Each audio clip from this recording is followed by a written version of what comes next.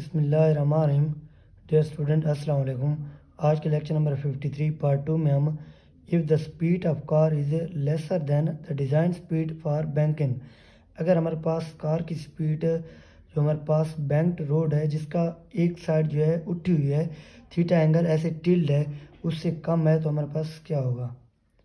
यहाँ पे आप लोगों ने एक बात का ख्याल रखना है, जब हमारी स्पीड कम होगी क्या होगा और जब हमारी स्पीड ज़्यादा होगी तब क्या होगा। मतलब स्लिपिंग और स्किडिंग का ख्याल रखना है, कॉन्सेप्ट अपना क्लियर करना है।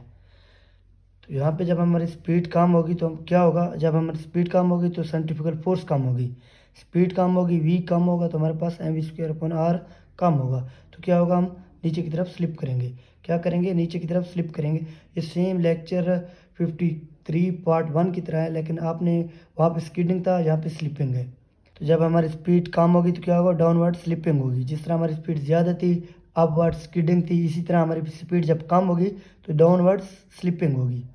तो यहाँ पे हमारे पास कार है जिसका मास m है, नीचे की तरफ वेट की फोर्स लग रही है mg, और यहाँ पे हमारे पास नॉर्मल रिएक्शन जो सरफेस लगा रही है, मतलब रोड लगा रहा है, नॉर्मल रिएक्शन ये हमारे पास परपेंडिकुलर होता है। और इसके दो कंपोनेंट n साइन थीटा और n cos theta. Normal reaction के दो कंपोनेंट n साइन थीटा और n कास थीटा।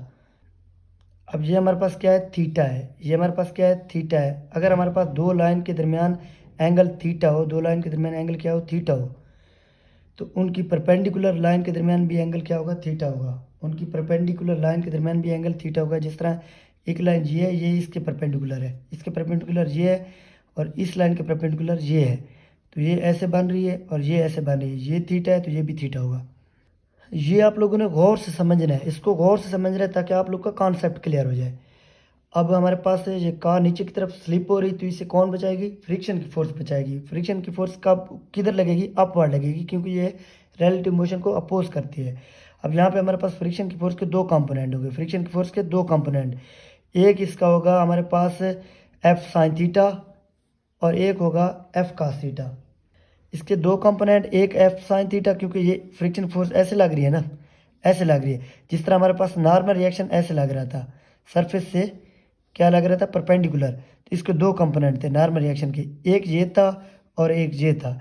इस तरह फ्रिक्शन की फोर्स ये लग रही है, इसके भी दो कंपोनेंट, एक ये एफ साइन थीटा और एक ये एफ कास थीटा, एक ये एफ साइन थीटा एक एफ कास थीटा। अब यहाँ पे हमारे पास एंगल क्या है, थीटा है। यहाँ पे एंगल थीटा है तो यहाँ पे हमारे पास क्या होगा, एंगल थीटा होगा। सेम ही लाइन है ना, यहाँ पे भी एंगल क्या होगा, थीटा होगा। अब इस चीज़ की आप लोग को समझ आ गई। अब हमने हॉरिजॉन्टली और वर्टिकल जो हमारे पास कंपोनेंट बन रहे हैं उनको बैलेंस करना है। तो यहाँ पे हमारे पास एन कास थीटा किससे बैलेंस हो रहा है, N cos theta plus F sine theta, क्योंकि ऊपर की तरफ दो फोर्सेस लग रही है, ये एम जी से बैलेंस हो रहा है। N cos theta plus F sine theta is equal to M G. अब इसको देखें, एन साइन थीटा किससे बैलेंस हो रहा है, mv²/r और एफ कास थीटा से। N sine theta is equal to F cos theta plus mv²/r। अब हम अगर इसको देखें तो अगर हम एफ कास थीटा को इधर ले आए तो N sine theta minus F cos theta is equal to mv²/r। बस डाउनवर्ड स्लिपिंग और अपवर्ड स्किडिंग का आप लोग का कॉन्सेप्ट क्लियर होना चाहिए। इक्वेशन याद करने की ज़रूरत नहीं है, आप लोग का कॉन्सेप्ट क्लियर होना चाहिए। जब हमारे पास डाउनवर्ड स्लिपिंग होगी या अपवर्ड स्किडिंग होगी तो हमारे पास ये रिलेशन किस तरह बनेंगे। तो यहाँ पे हमारे पास जिस तरह maximum speed for safe turning की एक लिमिट थी, इसी तरह minimum speed for safe turning की भी एक लिमिट होगी।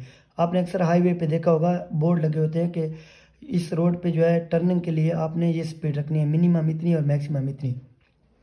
तो यहाँ पे मिनिमम स्पीड की भी एक लिमिट होगी। इसका मतलब ये नहीं है कि आपने बिल्कुल स्पीड जो है कम कर देनी है।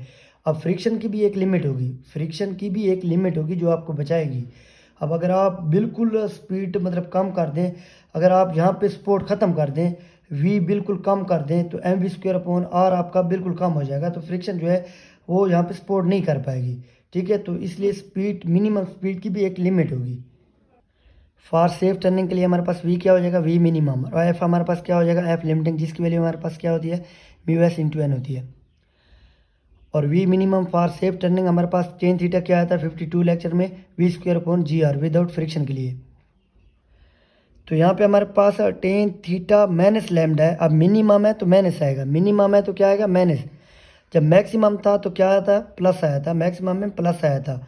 तो tan theta minus lambda is equal to V minimum का स्क्वायर अपॉन जी आर, और लैम्डा हमारे पास क्या है, एंगल ऑफ फ्रिक्शन, जिसकी वैल्यू हमारे पास टेन लैम्डा हमारे पास म्यू एस के बराबर होता है। अब ये रिलेशन हमारे पास ten theta minus ten lambda over one minus ten theta ten lambda is equal to V square minimum upon G R. आप यहाँ पे लैम्डा की जगह म्यू एस पुट कर दें, बस ये आपके पास आ जाएगा।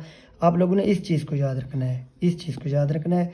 मिनिमम में माइनस आएगा और मैक्सिमम में प्लस आएगा।